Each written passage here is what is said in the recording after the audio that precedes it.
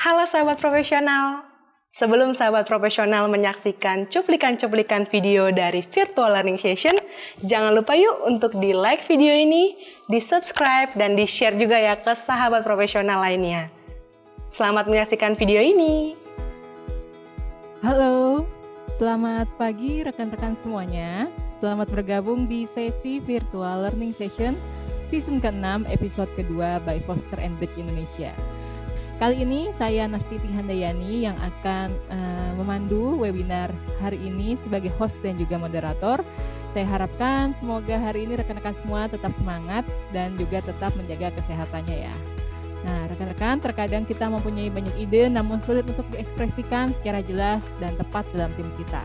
Pada sesi webinar selama 1,5 jam ke depan ini, kita akan membahas topik mengenai how to encourage your team of being creative in solving problems, yang akan difasilitasi oleh Ibu Dona Purnama SIKOM.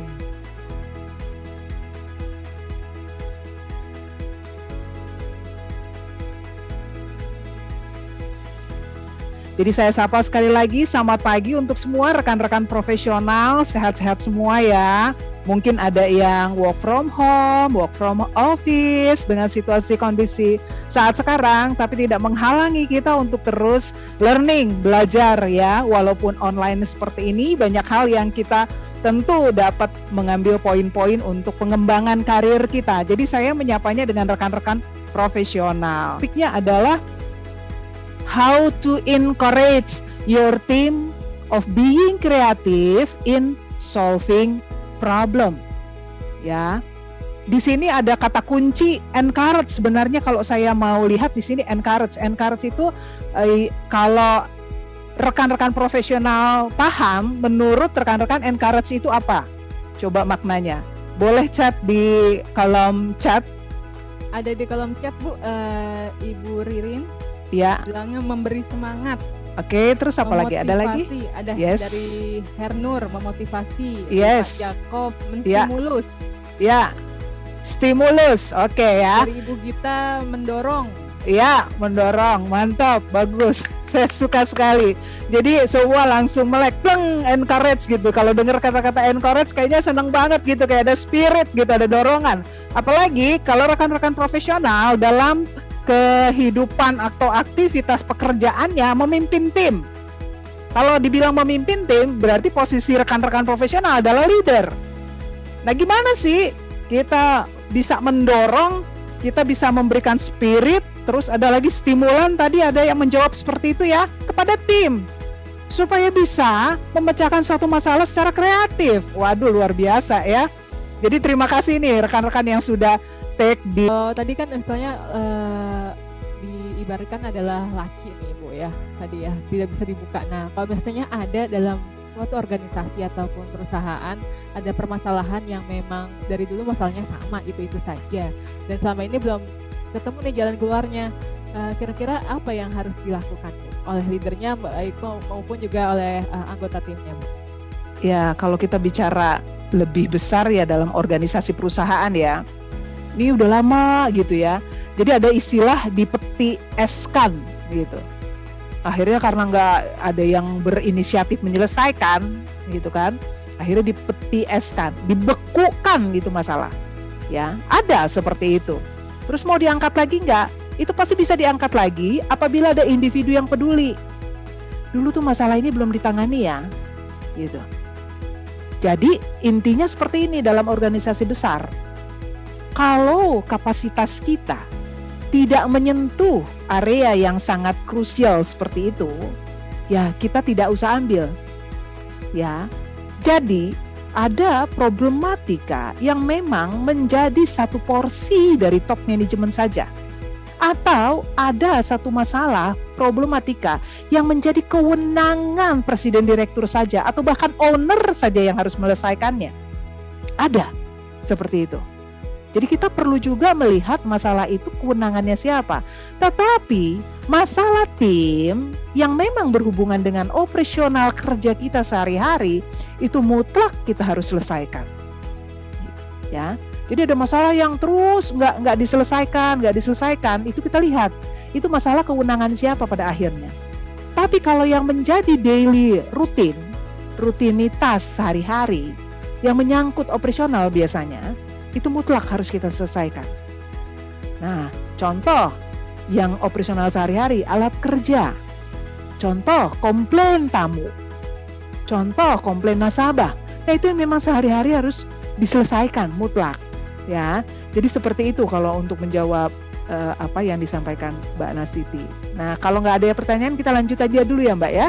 Boleh, silahkan Bu. Oh, maaf Bu, di sini udah di kolom chat ada yang bertanya nih Bu. Boleh. Di Bapak Jacob ya. Oke.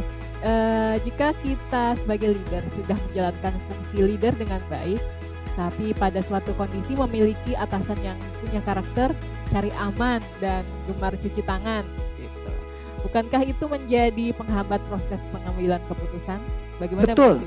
Iya, betul Mbak Nastiti. Ini pertanyaannya baik sekali nih ya, Pak Jakub ya tadi ya. Makasih. Betul. Karena memang banyak situasi kondisi seperti tadi, karakteristik setiap individu berbeda-beda. Apalagi ada di atas kita misalnya kriteria seorang pemimpin kan harusnya yang idealis gitu ya, dia open minded, dia bisa menyelesaikan masalah. Tapi kita terbentur, misalkan atasan kita cuci tangan. Saya sih melihat dari praktisi yang ada ya, bukan cuma terjadi di timnya Pak Jakub pasti. Banyak tim dan banyak perusahaan seperti ini, cari aman, playing safe namanya, cuci tangan ya. Apa yang harus kita lakukan? Lakukan seperti kapasitas kita. Jangan kita diam saja, kita sampaikan sesuatu. Caranya gimana mau dilihat orang kalau kita menyampaikan sesuatu ide atau gagasan? Supaya ada alat bukti by email. Bapak dengan situasi seperti ini, kondisinya boleh nggak seperti ini? Jadi ada buktinya. Problematikanya seperti ini dan usulan saya seperti ini. Andaikan leader tertinggi itu, pemimpin tertinggi itu akhirnya tidak menyetujui atau melempar, silakan dikerjakan. Anda bisa kerjakan sesuai kapasitas Anda saja. Ya. Sesuai tanggung jawab Anda sebagai posisi Anda. Karena penentu kebijaksanaan, penentu atau pemangku jabatan saya katakan ya, punya otoritas lebih itu di top levelnya. Kalau dia cuci tangan gimana Bu? Ya Anda cukup share email. Ya, share email CC kepada siapa yang terkait. Itu alat bukti bahwa Anda sudah memberikan gagasan atau solusi. Tapi kalau bos Anda atau pimpinan Anda cuci tangan, gitu, paling tidak Anda mohon reply-nya Pak, mohon arahannya. Kalau dia bilang nggak usah kerjakan, mau dia balas personal kepada Anda saja, tidak reply to all, tapi Anda sudah punya satu bukti dan itu Anda benar, Anda sudah lakukan bagian Anda. Ya, kita nggak bisa bersiteru gitu, maksudnya kita ke bos kita protes gitu, nggak bisa. Karena dalam struktur organisasi ada otoritas tertinggi, itu perlunya struktur organisasi. Dan kita nggak bisa ngacak-ngacak struktur organisasi. Yang perlu kita lakukan adalah kita melaksanakan prosedur sesuai dengan pola kerja yang ada di perusahaan kita. Ya, seperti itu. Kita lakukan aja secara profesional. Ya Pak Jakub ya, semoga bisa menjawab nih pertanyaan Pak Jakub nih. Oke, ini ada pertanyaan lain Bu dari Pak Sugeng. Oke. Bagaimana mengencourage tim yang beda generasi, baik jauh lebih muda atau jauh lebih tua? Kemudian bagaimana menyikapi top manajemen yang terkadang membuat regulasi yang cepat berubah atau dinamis? Silakan Bu. Ya, baik. Baik, terima kasih pertanyaannya Pak Sugeng. Dan sebelum masuk menjawab pertanyaan Pak Sugeng untuk Pak Iwan, betul Pak, radar ini memang tools yang sangat mudah diingat. Kalau kita sering implementasikan, otomatis itu sudah secara melekat dalam pikiran kita, tersusun gitu, tanpa harus kita uraikan dalam bentuk tertulis. Kita udah tahu nih menganalisa segala sesuatu. Jadi kalau Pak Iwan atau rekan-rekan profesional lain mau mengimplementasikan di unit bisnis masing-masing, silakan pakai radar, ya. Jadi saya izinkan. Nah, kembali ke Pak Sugeng. Jadi Pak Sugeng, memang kita punya karakteristik yang berbeda dari tiap-tiap generasi Pak, nggak bisa dipungkiri itu. Jadi kalau menjawab pertanyaan Pak Sugeng, mungkin ini juga bisa untuk kita semua ya. Dalam institusi, dalam organisasi bidang usaha, pasti kita dipertemukan dengan generasi yang berbeda-beda. Contoh saya banyak juga berkolaborasi dengan anak-anak milenial. Nah di atas saya ada baby zoomer, masih ada baby zoomer itu, kelahiran tahun 55 gitu ya. Sementara posisi saya ini adalah generasi X. Ya, jadi ada juga beberapa generasi yang memang pola berpikirnya berbeda. Kalau generasi milenial itu cenderung gerak cepat, pengennya gerak cepat. Ya. Tapi satu hal yang kita monitor, yang kita ikut melihat, ya, monitoring itu kita amati dan kita pandu, kita bimbing, kita mentor lah mereka. Setiap mengambil keputusan, ada beberapa hal yang kita lihat justru salah. Tapi kita nggak bisa menyalahkan langsung karena kapan dia belajar kalau kita mempersalahkan. Kalau sudah salah, segera dilakukan perbaikan. Otomatis yang punya pengalaman lebih senior nih, contoh dari generasi X.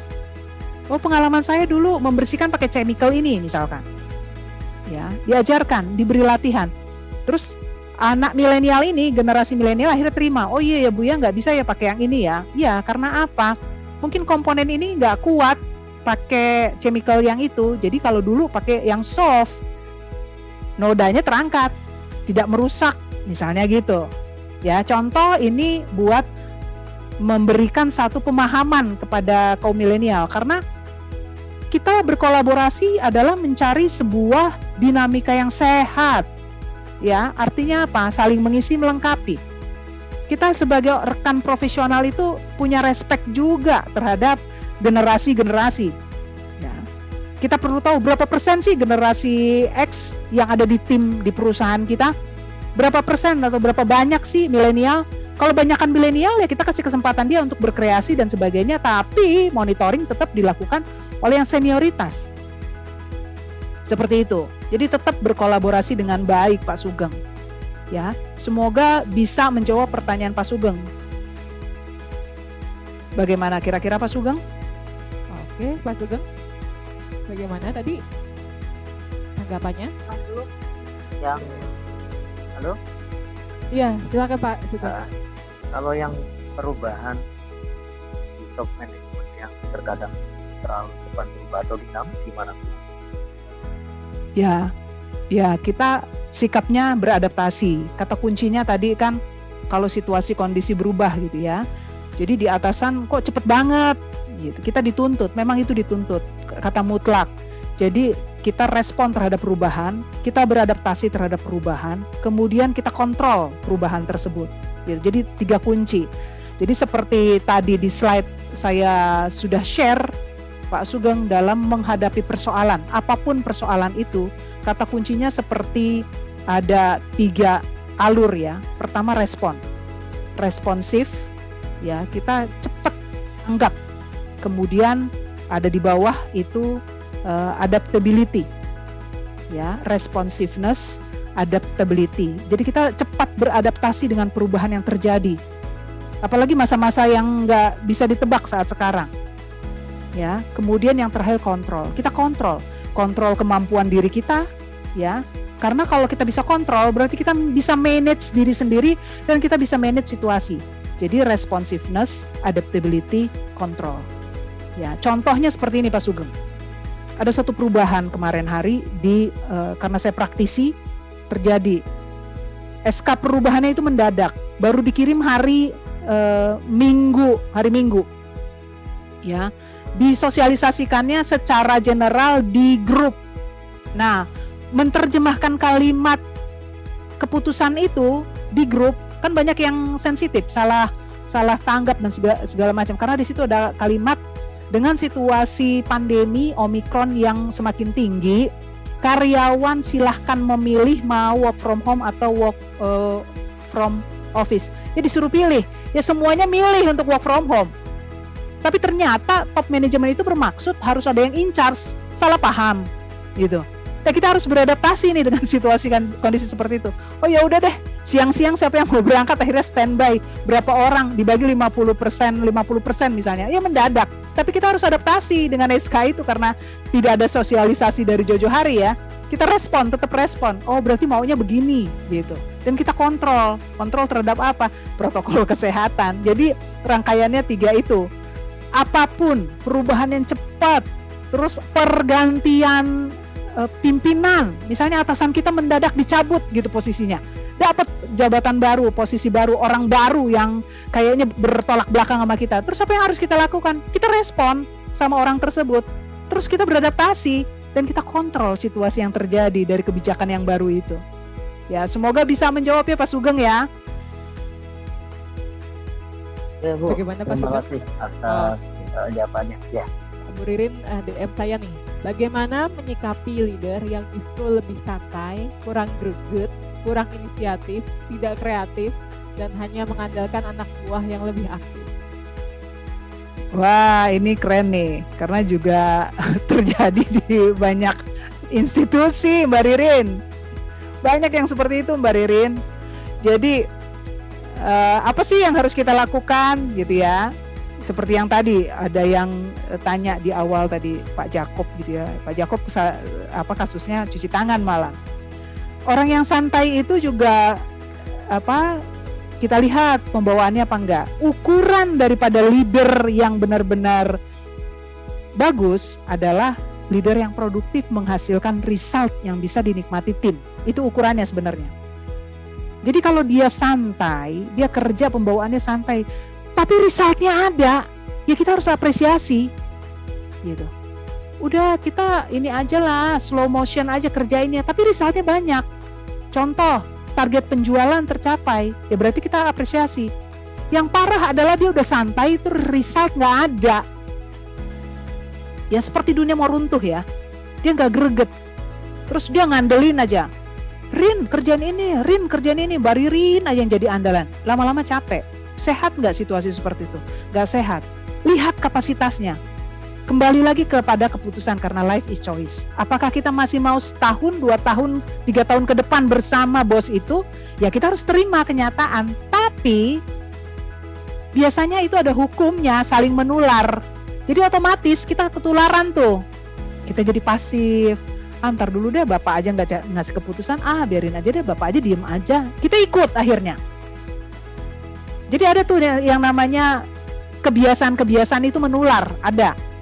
Ya, jadi kembali kepada keputusan kita. Nah, yang jelas kata kuncinya di sini kita tetap melakukan kapasitas kita, tanggung jawab kita. Jadi sebagai individu, rekan-rekan profesional, sebagai pekerja, kalau kita melakukan tugas tanggung jawab kita sesuai job description, itu sudah benar, udah pas. Kalau kita mau extra mile, mau lebih lagi, itu lihat situasi kondisi kita. Kalau kita diterima untuk melakukan extra mile, karena kalau karyawan yang melakukan extra mile, ya extraordinary gitu, pekerjaan-pekerjaan ekstra dan hasilnya bagus, kita kompeten, perusahaan mengapresiasi, berarti kita termotivasi. Terus bagaimana kalau kita nggak ada apresiasi sama sekali? Ini hukumnya dalam pengembangan sumber daya manusia, ya udah kita harus lakukan strategi-strategi. Mungkin di sana ada tawaran yang lebih menarik ya, nggak apa-apa. Karena setiap individu itu harus bertumbuh, berkembang, itu kata kuncinya. Dan kita nggak boleh menyalahkan atasan. Atasan kita Pak beginilah, atasan kita. Enggak, kata kuncinya ada di dalam diri sendiri. Ya, kita mau berkembang maju apa enggak. Tapi lakukan sesuai dengan tanggung jawab kita. Tanya diri sendiri, saya udah melakukan tanggung jawab belum? Kalau saya sudah, ya udah. Berarti itu udah best of best yang kita lakukan. Ya, semoga bisa menjawab ini Mbak Ririn. Terima kasih Mbak. Oke, bagaimana Ibu Ririn? Tadi benar ya kata Ibu Dona ya, kebiasaan itu menular. Mungkin nanti Ibu Ririn juga akan jadi leader. Apakah mengikuti yang sebelumnya yang buruk-buruk ataupun menciptakan sesuatu yang lebih baik ya Bu ya? Ya, betul.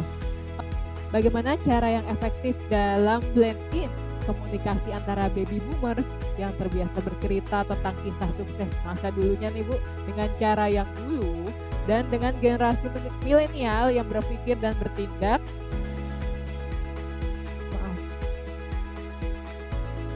dan generasi milenial yang berpikir dan bertindak atas kemajuan teknologi sekarang dan fakta saat ini. Yang menjadi problem adalah baby boomers itu ada pada posisi C-level, sedangkan milenial atau karyawan biasa, posisinya karyawan biasa. bagaimana menyadarkan top level agar jangan blunder nih Bu dalam pengambilan keputusan atau kebijakan.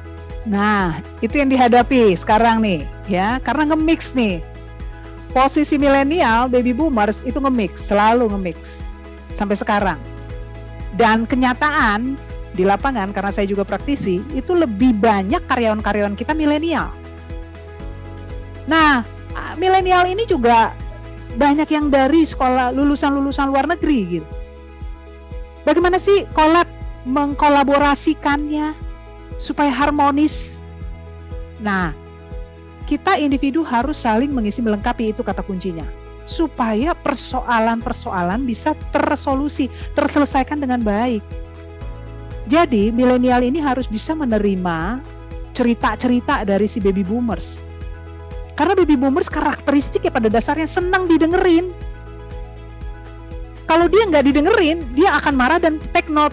Anak ini tidak respect sama saya. Setiap saya share, ngasih tahu dia bandel, nggak mau denger, itu jadi note. Dan akhirnya si milenial ini dalam appraisal penilaian kinerja dianggap tidak peduli gitu. Padahal karakternya milenial ya begitu, dia punya satu warna berpikir yang banyak, warnanya banyak. Tapi kalau baby boomer ya itu. Nah, kita bisa nggak memaksa baby boomer ini untuk bisa ngikutin milenial? Nggak bisa dipaksa. Jadi baby boomer itu belajar dari apa? Dari perubahan-perubahan positif yang dilakukan oleh milenial. Contoh ya.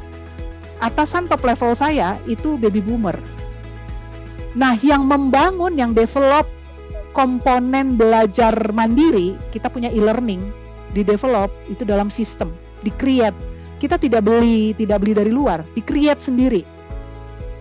Ya, storage-nya segala macam dirakit dan sebagainya.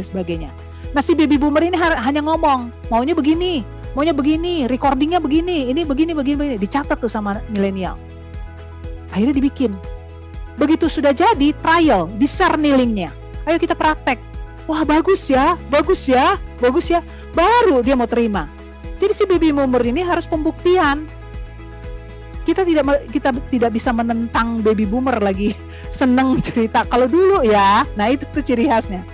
Kalau dulu saya begini, kalau dulu saya begitu, nyelesainya begini, itu udah pasti itu kan. Itu kata-kata kunci dari baby boomer seperti itu. Tapi kalau milenial enggak, ini begini triknya, digitalisasi begini, ini ada tips and trick, ini ada, wah berani, kreativitas tinggi gitu. Ya, jadi harus ada penyetaraan ini. Kalau si baby boomers itu harus ngelihat result yang dilakukan si milenial terlebih dahulu. Kalau milenial jangan pernah menentang apa yang diceritakan atau dibicarakan si baby boomer. Supaya apa? Komunikasi bisa sehat, bisa seimbang. Harus ada penerimaan supaya tangganya sama. Kalau si baby boomer segini, si milenial segini udah antipati, ya nggak ketemu, jalan aja begini nih. Levelnya beda. Jadi harus ada penyetaraan. Ya, PR terbesar milenial harus membuktikan terlebih dahulu, ada bukti, baru baby boomers iya gitu. Semoga bisa menjawab Pak Yakob. Oke, baik Bu, terima kasih atas penjelasannya dan juga terima kasih juga untuk rekan-rekan semua atas diskusi kita di webinar hari ini yang sangat menarik. Semoga apa yang sudah dibahas hari ini bisa bermanfaat untuk rekan-rekan semuanya ya. Mohon maaf bagi rekan-rekan yang belum sempat bertanya karena durasi kita yang terbatas, kita sudah di 11.30 nih. Semoga bisa terjawab di lain waktu dan juga di lain kesempatan ya Bu ya. Terima kasih banyak kepada rekan-rekan yang sudah berpartisipasi dalam webinar kami kali ini.